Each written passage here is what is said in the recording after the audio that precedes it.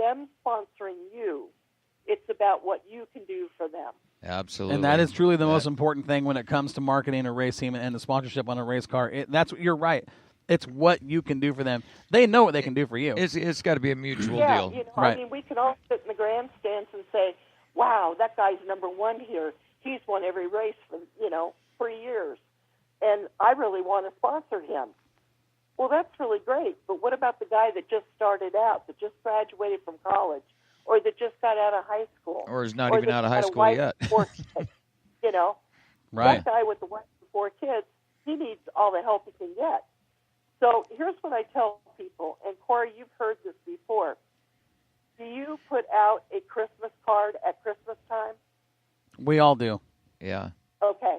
So you've got a list of family, you've got a list of friends, you've got a list of business people that you have, either your real estate agent, your garage door man, the mechanic on your car.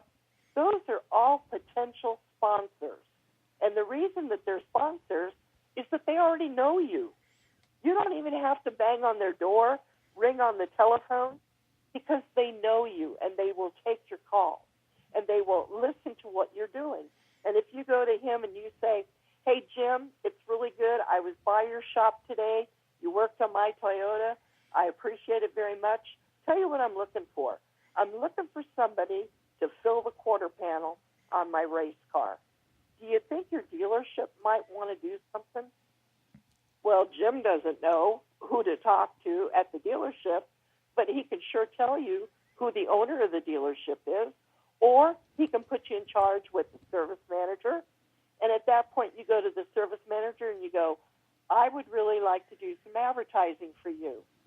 And the service manager says, well, let's see what we can do. So maybe he takes you on for 3 or 4 races. And then you say to the service manager, I would like to make a night at the races for your dealership. And the guy goes, wow, man, what do I got to do? Yeah. Well, it just so happens that they have these suites available up in the grandstands, and for $500 a night, you can bring 10 people to the races. Now, you've already done your homework. You know that there's a suite, an area where you could bring these fans in. You've called the promoter, and you've asked the promoter how you could sponsor a night at the races for your particular dealership. So the promoter's going to work with you. He's going to tell you all the stuff that he knows, and he's going to cut you a deal if you're going to bring 10 new people. So the second night that you want to do this, you say to the service manager, hey, that worked out good. I know everybody had a good time. You really enjoyed yourself. Now I'd like you to bring your best mechanic and his family and let them come. And as long as the kids can, sign in, they're not minors, they can go in the pit, or at some tracks, they'll even allow minors in the pit. Yep. But your best mechanic is going to be on my pit crew. Now think about the many fans that you've just picked up. You had 10 guys there from a car dealership that really didn't know you. You've also had his family come as a mechanic. So how many more fans have you sold T-shirts to? So just another way, and you got to remember, it all started with your Christmas card list. Wow. Interesting insight. Very interesting. And that's a great point when you're talking about, like you said, we're talking about the grassroots local type racing right there. And that's a fantastic idea. You get the local guys involved, and you're going to guarantee yourself something. Yeah. Well, and it's really important because I got to tell you, how many times, and let's go back to NASCAR, and let's go back today, how many times have people reached out to every one of those sponsors that they see? There's the Pet Foods, there's the, up in your area, there's Schwab Tires. How many phone calls has Les Schwab had? It's crazy. They're going to get one in the morning. You cannot keep going back to the same people. You need to walk. Huh? Go ahead. Yeah, you're right. The phone calls don't do it anymore. 25 years ago, you could call somebody up, talk to them, and possibly work something out. Now, you can't. Okay. It's about what you can do for them. They want to see something, like you said. Right. Corey, this is really important. let me stop you and interrupt you for a minute. Sure. It's very, very important to know who you're talking to on the phone, because so many of these companies that are larger, larger companies use advertising agencies. So you could be talking blue sky to some guy that really has no chutzpah. He has no way to get you any money. So what you do is you pick up your phone. Let's play this deal. We're going to let's use Les Schwab, because I know that they've got a lot of dealers up there. And they also do promote racetracks. So let's use him. So we're going to call up, and the first thing the person answers the phone is going to be a receptionist. Now, you've got to be nice to the receptionist. And what you're going to say is, I need to pick your brain for a minute. And the girl giggles. She's like 18, right out of school, answering the phone. And it's like, well, I'll certainly try to help you. Right. And you want to ask her, do you know if this particular store uses an advertising agency? I'm trying to put together a program, and the first thing she's going to think about is sports, and she's going to think about college, and she's going to think about golf tournaments. She's not going to think about racing, and you don't want to mention it. All you want to say to her is, I need to talk to the person that is in charge of handling promotional opportunities. And trust me, that is the key. If you say promotional opportunities, right, what that means to the receptionist is, I don't know who that is. And at that point, you've got her baffled. And so then you say, the person that maybe does the advertising, and immediately, or the sales, well, immediately you get a sales manager on the phone. And you say to the sales manager, hey, Bob, it's nice to talk to you on the phone. My name is, and you must tell them your name, because you've got to draw them into the conversation. So it might go a little bit like this. And Corey, I want you to play with me on this one. Hey, Corey, this is Pattie Frost, and I really would like an opportunity to present a program to you about how we can increase your viewing audience. I would say, okay, Pattie, you've got my interest. What are we talking about here? Exactly. And so what we've done is I've got you to commit to me by saying, yes, you've got my interest.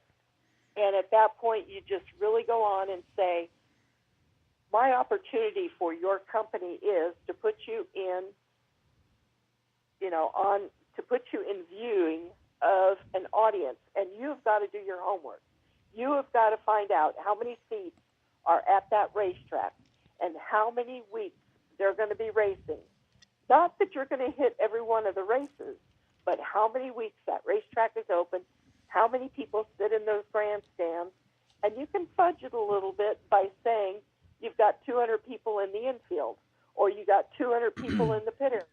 Because if you really logistically look at a racetrack today, you've got more than 200 people in the pit area. So what you're saying is, Corey, I want to tell you about this opportunity. I'm developing this in my mind as we go, and I'll certainly have it on writing. I have it written down for you when I see you. So first of all, let's make an appointment. What day will work for you next week? Now, this is the second clue. I have made him commit to seeing me in person next week. So, Corey, what's the deal? Do I get to see you? Wednesday works. I'm open all day Wednesday. All right, perfect. Take about an hour of your time, Corey, and trust me, I think you'll be interested in the viewing audience number. So the racer hangs up the phone, thanks him for his time, and gets on the phone to the promoter. Hey, Jim, or I bet you this is even better. Hey, Chris, I'm thinking about Mike Bittler. Hey, Bittler, how many weeks are you going to race at Skagit? And he comes back and he tells you 14 weeks, hoping the weather's all good, In that 14 weeks, we're going to have 29 race shows. And because he's a Friday night, a Saturday, or a Sunday type event, so you got 29 shows. That's where we start. How many people do you put in those grandstands? And Bittler says, well, maybe 4,000, 5,000 people, 6,000. if it's the World of Outlaw night. And I'm being hypothetical here because I do not know what Skagit holds. Right. Okay?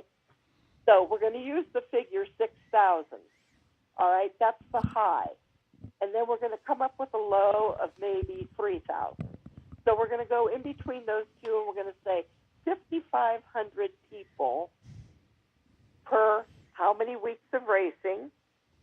Well, we know he's going to have 29 races in 14 weeks, so we can even drop the weeks and just say 29 events, okay? So 55 times 29 equals, and there's your number of people. They're going to be your viewing audience. Numbers. Not hard. You got to have those numbers. And it's not hard because if you call a promoter and you say things like, I'm trying to bring more people into your grandstand.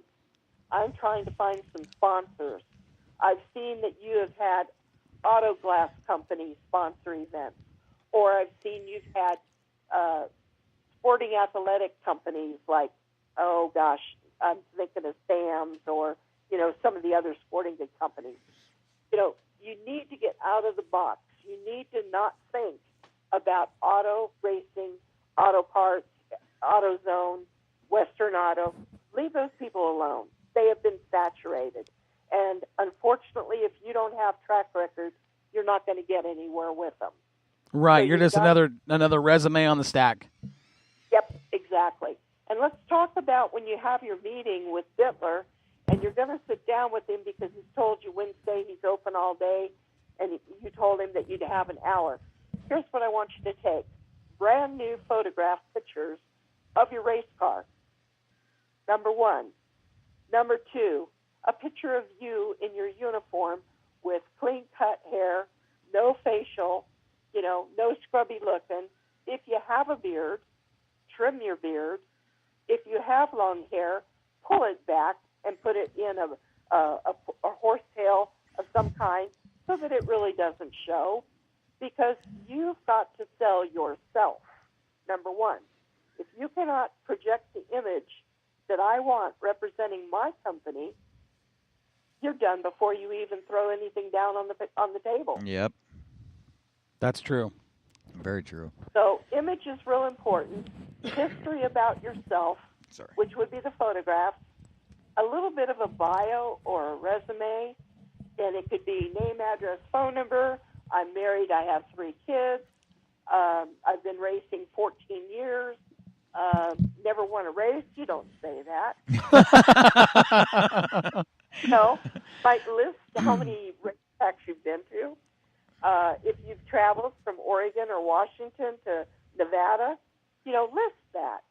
And if you have a picture of your truck or your car or your motorhome that tows your race car, that's even better because it really looks professional. If you have your guys all in your T-shirts and black pants, that looks clean. Yep. And it really looks presentable. A nice, clean shirt, obviously, with a race shirt, that's nice, but they're expensive.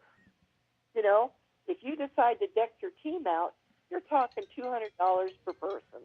Right. For Levi's, black tennis shoes, and a clean T-shirt, that'll do the job. What do you think, guys? I like it because everybody makes such a complicated deal to get sponsorship on their car. They try too hard or they don't try at all. What you're doing is saying, hey, look, present a professional image, be yourself, and tell them what you can do for them. To summarize, let's talk about that for a minute. Earlier we talked about asking the sponsor for some sort of a coupon on his product or a flyer about his services that he provides. The number one mistake that you will make when you ask for that stuff is that if you do not have a way to tell when it is used. So what you do is on the other side you have a stamp, or you have a sticky, or you put a funny face, or you put a decal on the other side that says compliments of Jim Jones, your race car number. Or if you've got, a decal that you've had with your name on it, make it small. It doesn't